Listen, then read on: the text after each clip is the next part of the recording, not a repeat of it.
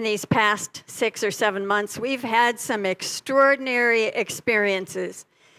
And there may be places in our lives where we feel like things are breaking down, or we may feel we have been broken in this experience. And what I'm here to tell you is the good news is that we are stronger at the broken places. When we can hold on to that truth we were just centering in our hearts and our minds, to know that that presence is with us. In ancient Japan, in the 15th century, there was a gentleman who had broken his favorite teacup. And he sent it off to China, where there were pottery masters, to have it repaired. But with limited technology at that time, they just had these funny metal clips that didn't really repair the teacup, nor make it serviceable again, nor restore its beauty. And so the shogun called the local potters and skilled craftsmen to him and said, "I'd like you to do something to repair my cup." I took it away and wondered what they might do and what materials they had that could restore this treasured teacup for the master. And they thought they would try lacquer strengthened with some powdered metal. And so they worked and they put all the pieces back together and they used the lacquer as a glue. Well, the metal they chose was gold. And so all of the cracks, now held together, returned to its original shape. All the cracks were filled with the illumination of gold. This ancient art is called Kintsugi, and it is the craft of golden repair or golden joinery. And after this was such an inspirational moment for the craftsman to witness the steadfastness of the shogun who wanted the use of his cup restored, and their inspired response that they thought restored it and made it even more beautiful, and turned out made it stronger than the original whole porcelain. Well, this has become an art that's been passed down over these centuries in Japan. And immediately afterwards, collectors would begin to actually break their valued porcelain or pottery pieces and repair them with this method, because this became so prized. To recognize that that which had been broken can be restored, made beautiful, even more beautiful, and strengthened in the process.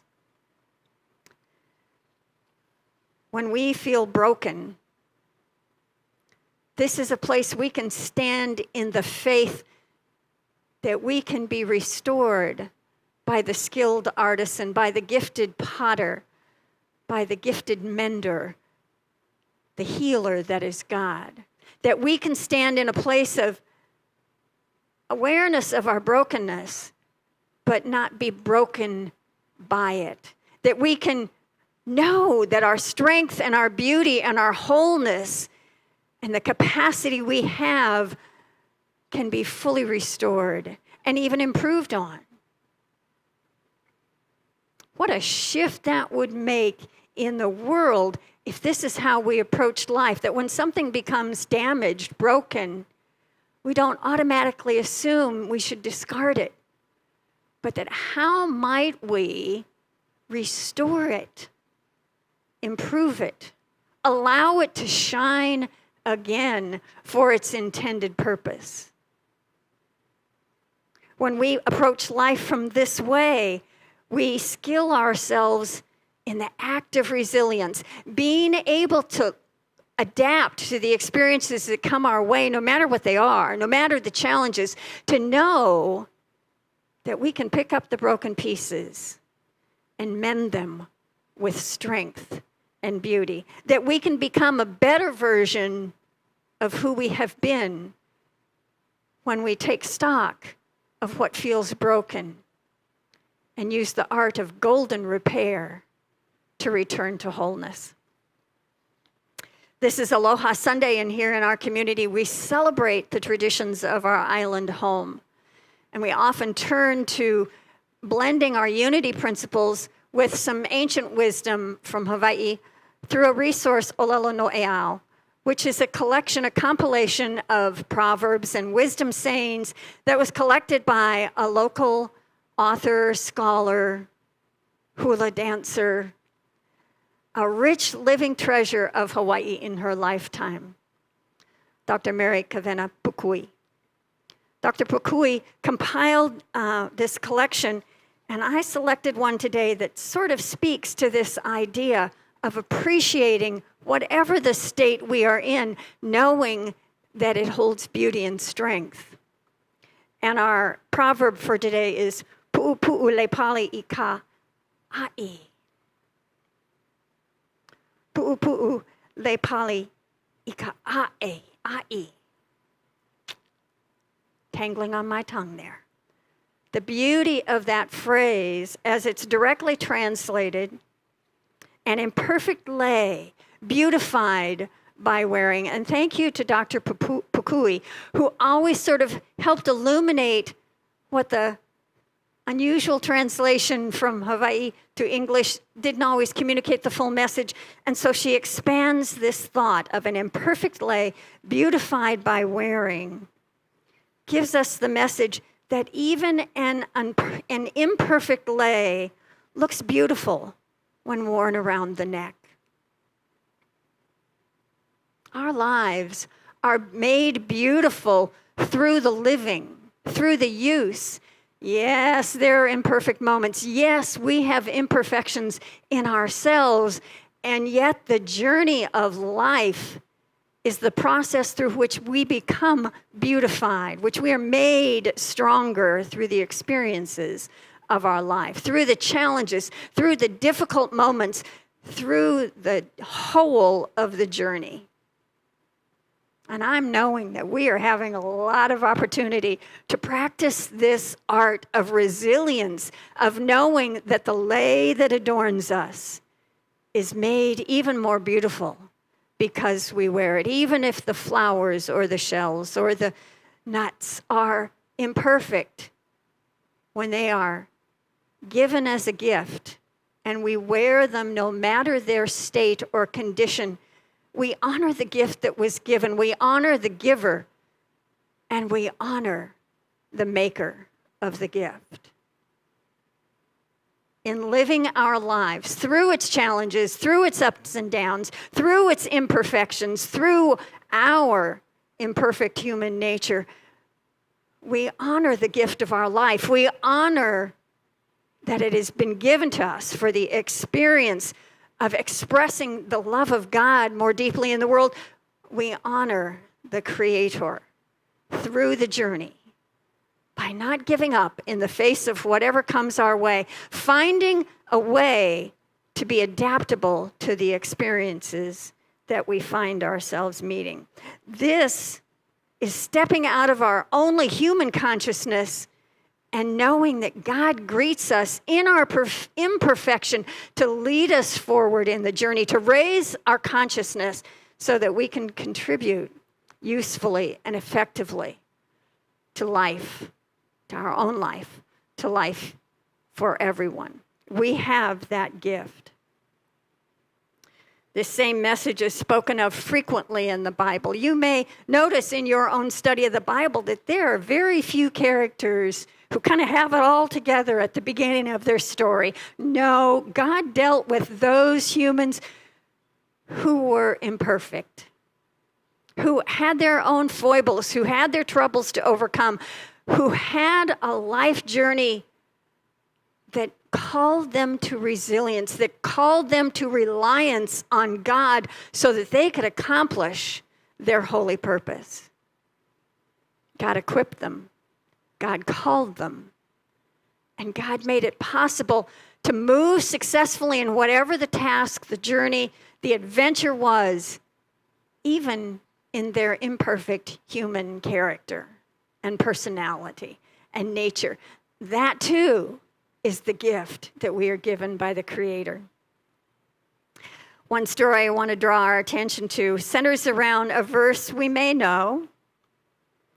It's from Joel. Joel was one of the prophets in the Old Testament, and his name means a worshiper of God. He fulfills every desire.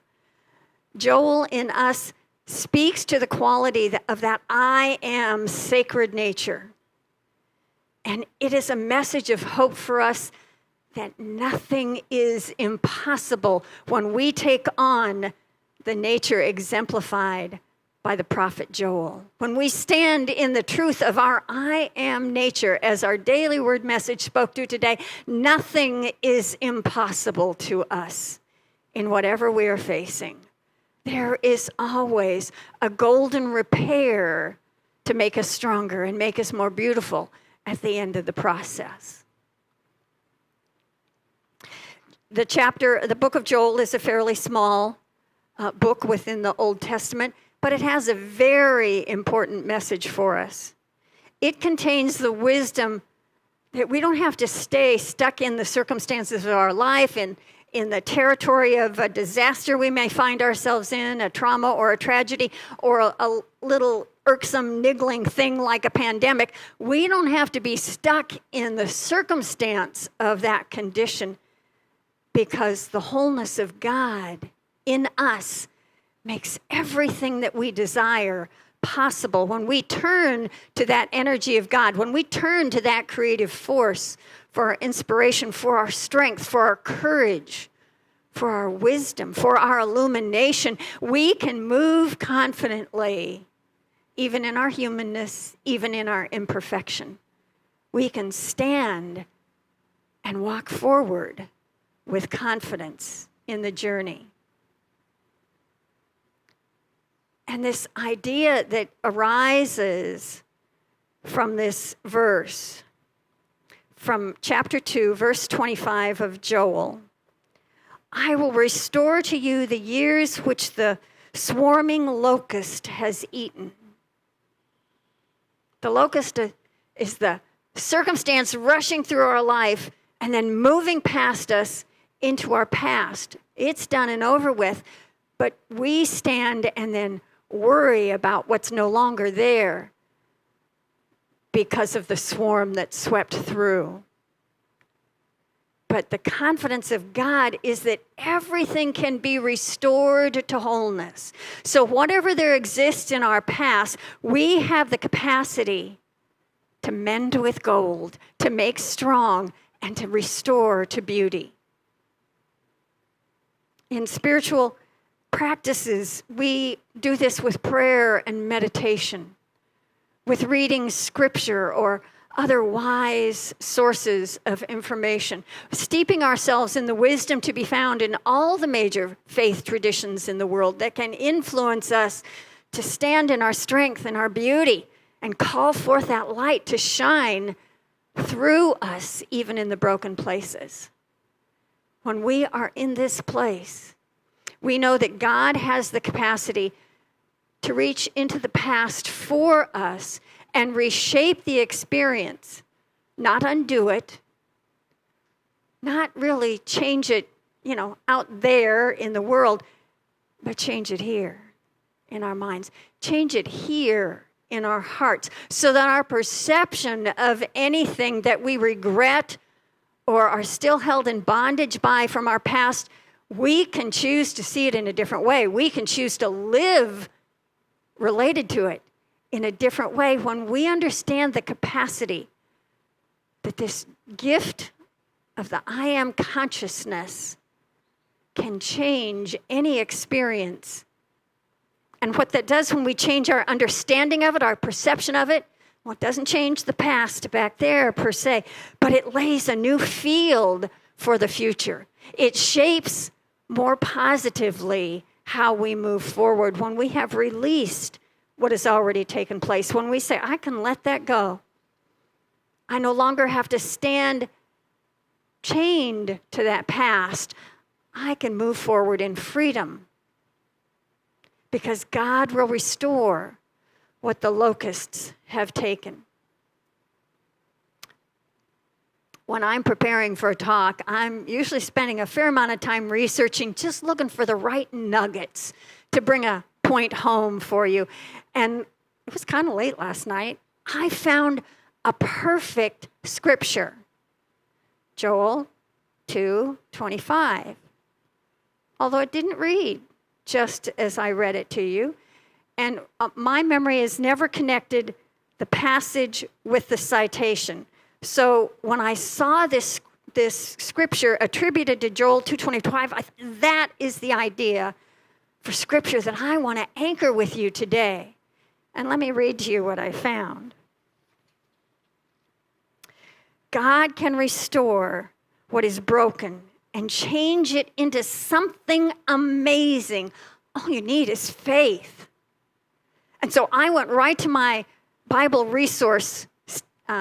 study resources, a website I use online that compares about 30 different English-speaking texts, so I can kind of get the flavor I want from a translation that speaks to me and that I hope will speak to you. And do you know those words for that Bible citation did not appear anywhere? And I thought, well, is this other reference incorrect? And I spent about an hour, because once I got something, sometimes I'm just, I'm on it, and I want to know the answer. And the research kind of intrigues me and delights me. I just wish it didn't happen at midnight, to tell you the truth. But here I am trying to match this beautiful statement, God can restore what is broken and change it into something amazing. I'm trying to connect that with Joel 2:25. And what I'm finding is talking about the swarm of locusts. Useful, but I love the beauty, the inspiration of this other passage. And so it came to me, well, I'm going to step into the wisdom that Dr. Pu'upu shares with us. That the translation may not always be direct, may not always offer us the full sense of what's being communicated in this passage, in this proverb, in this scripture.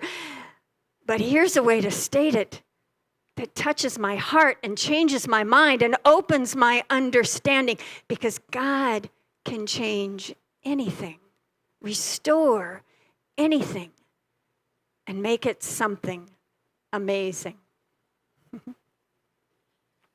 I appreciated that journey in my research. On the topic of the broken pieces of our life, restoring them, mending them, making ourselves whole, strengthening and becoming more beautiful in the process of the journey of life with all of its ups and downs, pandemics included, I thought I'd relate to you the story of, I can't quite call her a friend. She's an acquaintance. I'm regretting that I never got the chance to fully know her, but I think of her as a kindred spirit. Her name is Daryl. And she married one of my dear friends from, a few years back. And because we lived in different parts of the country, this really getting to know one another never happened. But she related a story through a blog and subsequently a book and eventually a TED Talk about a process in her life of looking at the places she felt broken and finding the resilience to put the pieces back together in more beautiful and more strengthened ways. They'd been married a year, and literally about on her first year anniversary, she received a diagnosis of breast cancer, stage 4, a very aggressive form. You can imagine this turned her world upside down for she, her husband, and she had 2 young children, grade school age. Life broke into pieces.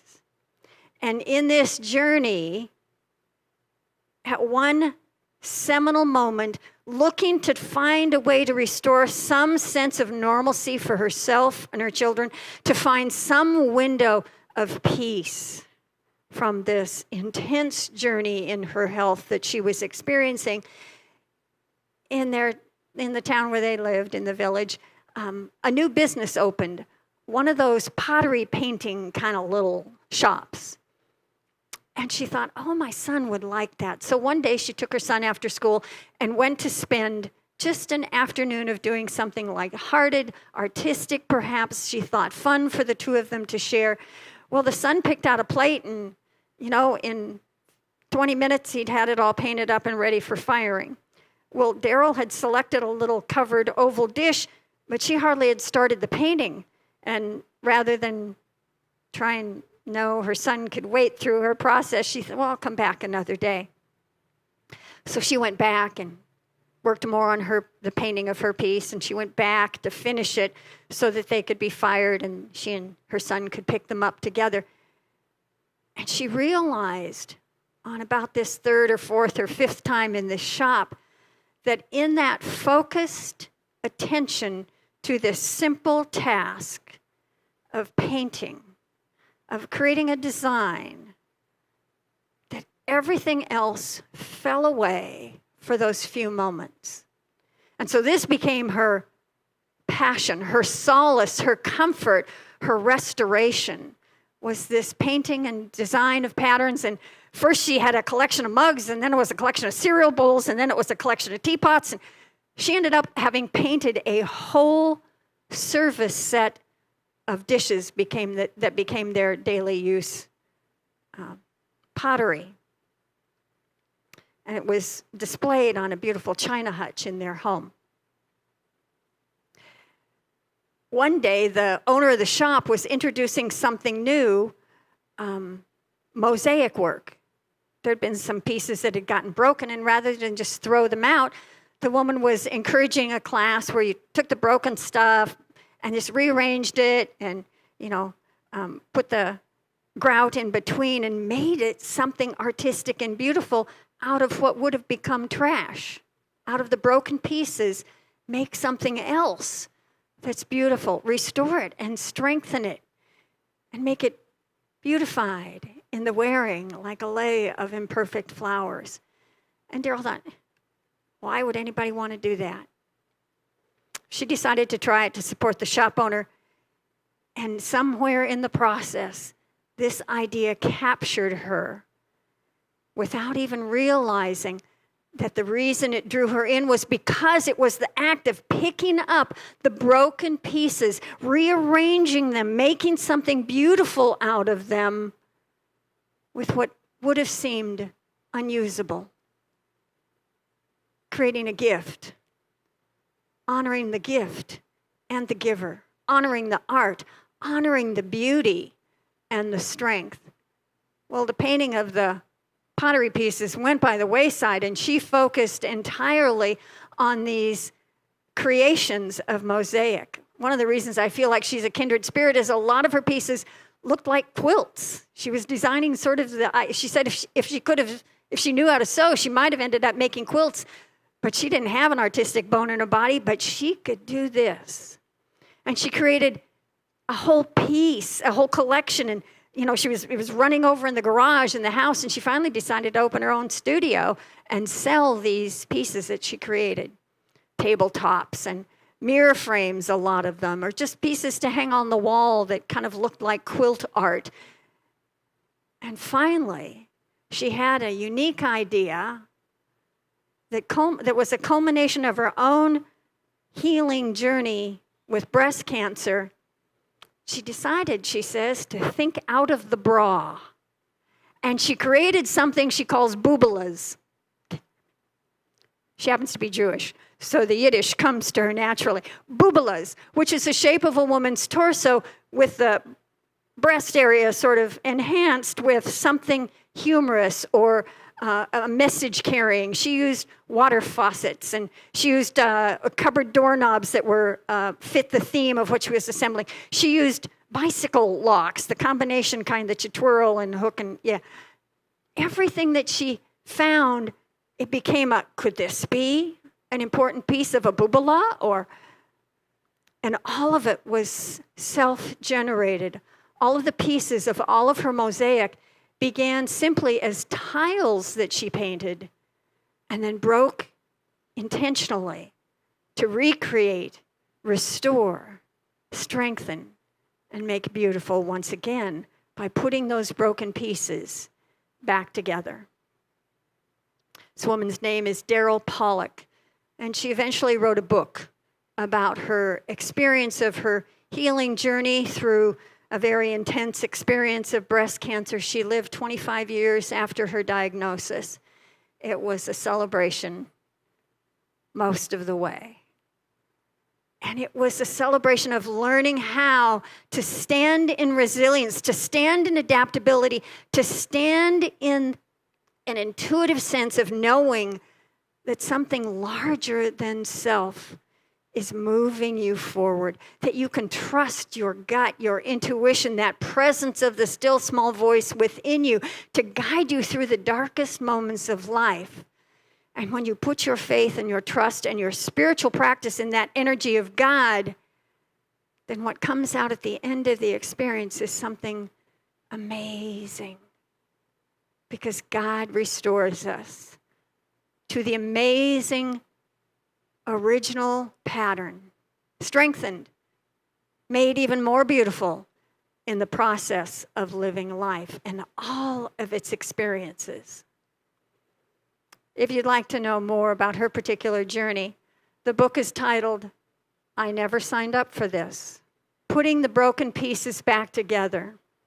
Picking up where life has left us in a heap is a spiritual practice.